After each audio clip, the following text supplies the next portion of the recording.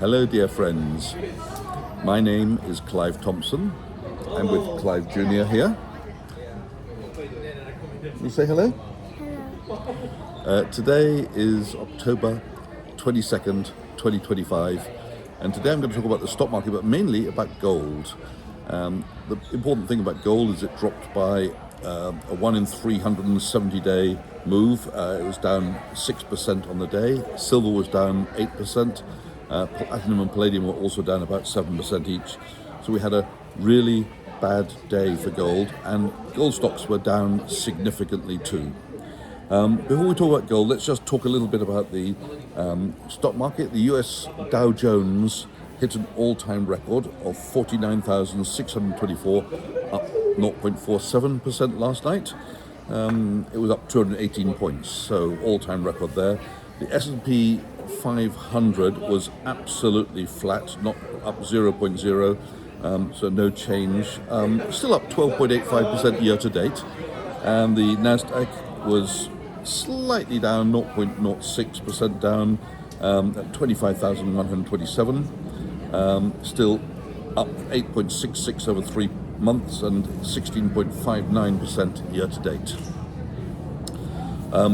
Euro stocks yesterday was down 0.41%. That's Tuesday. That was Tuesday down. Again, just below the record level, and it's up 6% in 3 months, or 15.76 year to date. FTSE 100 9433, close to the record, up 14.75 year to date. The DAX was up 0.25%, near the record again at 21,797, and Japan's index 49,412, up slightly, about 0.1%, or 24.74% year to date. Again, guess what? Another record year to date. Not quite, but near enough. With the gold mine, let's talk about the gold miners. As gold fell, gold miners fell even more heavily. The GDX index, which is the exchange traded fund. What's a GDX? That's the ticker symbol. So if you're using TradingView or a stockbroker site and you want to buy a stock, you'd put in the stock symbol. So GDX is just a symbol for the Van Eck Gold Miners Exchange Traded Fund, which is a collection of lots of gold mining stocks. So if you buy the GDX, you're buying about 30, 40, 50 stocks in one fell swoop. You're not only 50 stocks, you're owning one stock called the GDX by symbol, which goes up and down, but it goes up and down according to the underlying performance of the 30, 40, there's about 40 stocks, I think, inside the index. So if gold stocks go up, the GDX will go up. If gold stocks go down, GDX will go down. If some go up, some go down, it might go a little bit up or a little bit down, depending on the average of what they do. Yeah? Okay. So the GDX was down over 10% yesterday. That's a really big move down. So across the board, gold mining stocks were down a lot. Some were down as much as 20%. Many were down 12, 13%. Just a couple of names here. Silver stocks were heavily hit too. So Endeavour Silver was down 13%. Andean Precious Metals down 13%. Santa Cruz Silver down 13%. McEwen down 13%. Harmony Gold down 10%. Newmont Mining down 9%. And Barrick Gold, or Barrick Mining, I suppose just called Barrick these days, down 9%. So those are all gold and silver mining companies, and they all fell in price very heavily because the gold price was down 6%. Now, the question people are asking is, oh my God, it's falling, should I bail out? Is it the end of the world? Well, one thing I've always advised is you should never trade based on daily movements, because when you see a move in a day, if every time you see something go down sharply, you sell, and every time you see it go up sharply, you buy, you'll end up buying at the bottom or at low prices. So you end up selling at low prices, and you end up buying at high prices.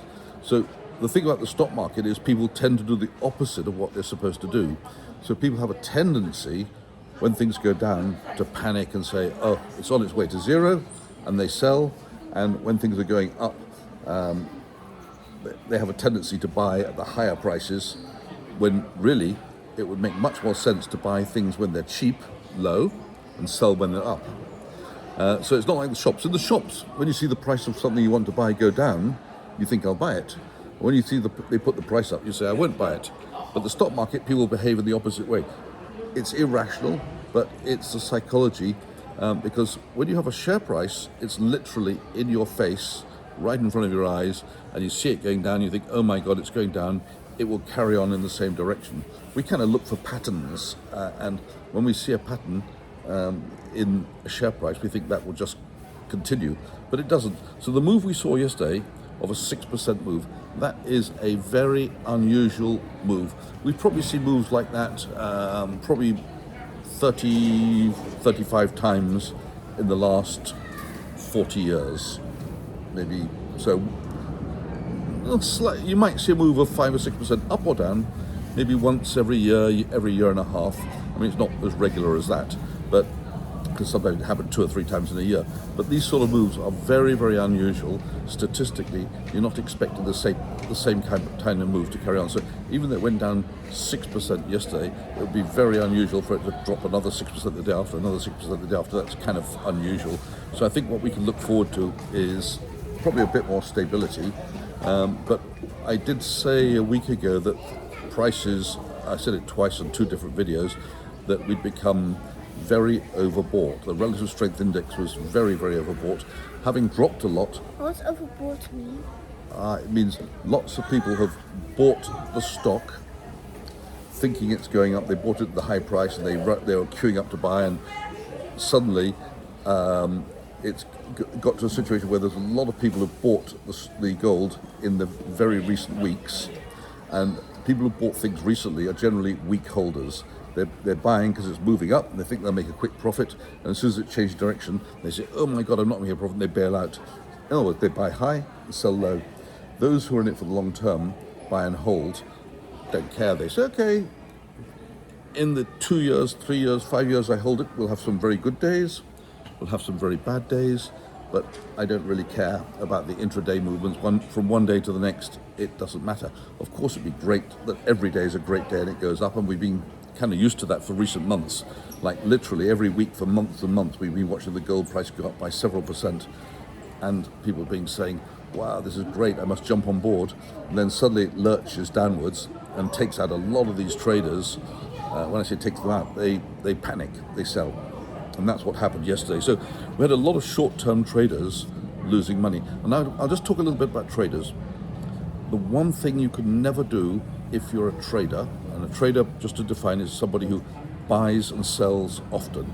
He buys something with the plan to sell it next week or next month or the same day or even later in the day. That's a trader. An investor is someone who buys something and he plans to keep it. He's not looking at the day-to-day fluctuations. He says, I like this, I'll keep it for the long term. So if you buy a painting, you're an investor. You're not planning to sell it the next day. You plan to hang it on your wall, enjoy it, look at it forever. You're buying some gold coins. Logically, you're buying them to hang on to them, to hand down to your children, and it's your parachute if everything goes haywire. But with the monetary system. But a trader is somebody who says, I'll go on the exchange, on the contract for difference sites or the stock exchange sites, and I'll buy something today and I'll sell it tomorrow, or sell it later in the day. He tries to make money intraday, and he thinks somehow he can spot the patterns and get out before everybody else gets out on the way down, and get in before everybody else gets in on the way up. But if you go to one of these contract for difference sites, one of the honest ones, they'll tell you the truth in the small print. You probably haven't read the small print, but if you do, you'll see something that says almost everybody loses almost all of their money almost all of the time. That's what it says. And the reason for that is just mathematics. The more you trade, the more you lose. So remember that. If you want to be an investor, buy something to keep for the long term and don't panic about the ins and outs. And if you're leveraged, of course, you're going to panic. So there were a lot of leveraged traders in the market yesterday. So as gold was going up, people dived in and borrowed money to buy gold. But that meant that as it started to go down, they started to get margin calls, or they panicked, or they're losing a lot more money. So there were people who lost almost everything they invested, because they might have invested 10, let's say 10, but they had leverage which allowed them to buy 100, so that when the market drops by 10, it's wiped out the 10 they invested, because it's multiplied, whatever the market drops by, it's multiplied by 10, because they've got a leverage of 10 to 1. So they've lost 100% of what they invested. So in trading, the contracts for different sites have an expression, they call it the 90-90-90 rule. 90-90-90. 90-90-90. What it means is they expect 90% of traders to lose 90% of their money 90% of the time. Now, it doesn't tell you what the other 10% will do, whether the other 10% make money, or whether they expect the other 10% to lose their money in the next 90 days, I don't know. But that's the statistic they talk about. And if you have any doubt, go to any contract for difference website. These are the places where you can leverage up and do 10 times your money bets. And you'll see, if it's an honest site, you'll read the small print, you'll almost certainly see, like 99.9% probability, some warnings which say most of the people who trade with us lose most of their money most of the time. So the way to make money is not to buy and sell things, trying to make money very, very quickly. You can do that if you are a member of the stock exchange. So if you're on the stock exchange and you've got a seat on the stock exchange, that costs a lot of money, by the way, and you can trade without paying commissions, then of course you can make a huge amount of money because everyone's selling to you, you're buying at the lower price, and then when they're buying from you, they're buying at the higher price. Then you can make money. But that's having a seat on the stock exchange and you're not paying any commission. But everybody else on the planet is paying commissions when they buy, commissions when they sell, and there's always two prices for something, even if they're very, very close together. So if you constantly buy and sell, you're constantly buying a slightly higher price and constantly selling at a slightly lower price, the odds are stacked against you. It's a bit like going into the casino on the roulette wheel. Do you have any idea how many numbers there are on a roulette wheel? 26. There's 36 plus a 0. So if you put your money down and you put a bet on one, and now this is European roulette, not American roulette where they have 2 zeros, but you put your money down on a number, you have a 1 in 37 chance of winning, because of 37 numbers including the 0. But if you win, you only win your token back plus 35 makes 36. So if you bet on every number, you'll lose 1. And if you bet 100 times, you'll have lost 100 if you bet on every number. So obviously what a lot of people do is put a lot of bets on lots of numbers and hope that some come right. And of course they'll go up and down like a yo-yo, but the more they bet, the more their stack goes down. And it's the same with trading. The more you buy and sell things, the more the amount of money you've got invested is going to go down, and that's just assuming you're not swung around by the psychology of the market. Because you mustn't forget, somewhere up there's a devil, some people might call it a god, it doesn't matter, a devil who's watching your every move, and he knows what you're going to do next. So when the time comes to sell, he'll move the price to the worst price for you, i.e. the lowest price for you. When you psychologically about to buy, he'll shift the price up immediately before you buy and make it the worst price for you to buy. So, and of course he's always got these two prices, bid and ask anyway. When I say the devil, it could be the market maker, it doesn't really matter, but they know exactly which way the wind is going to blow when it comes to your buying and selling. So remember this, nobody makes money by trading. Those who are panicking will lose their money because they're reacting to very short-term trading when they should be long-term investors.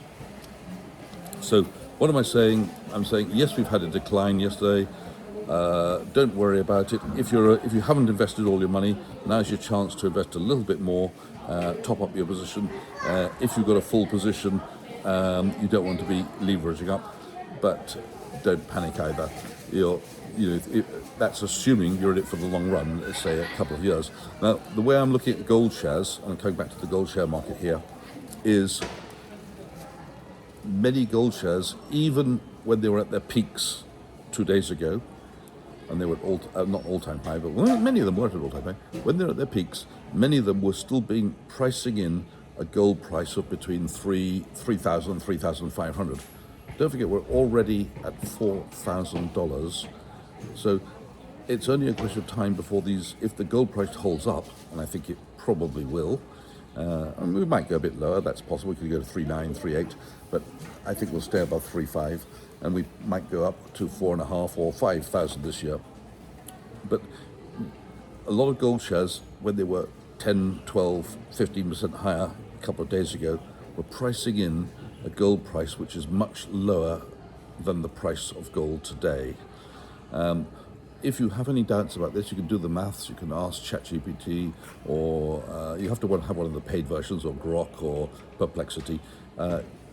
Say, go to the company accounts, read all the accounts, read all the filings, look at how much gold will be mined in 2027, for example. You could do that. Say, what would the earnings per share of this company be in 2027 if gold is at $5,000, which I think is a reasonable number, and what would the price be of the shares if the price-earnings ratio was 10 or 15 or 20, whatever number you want to think the price-earnings ratio should be.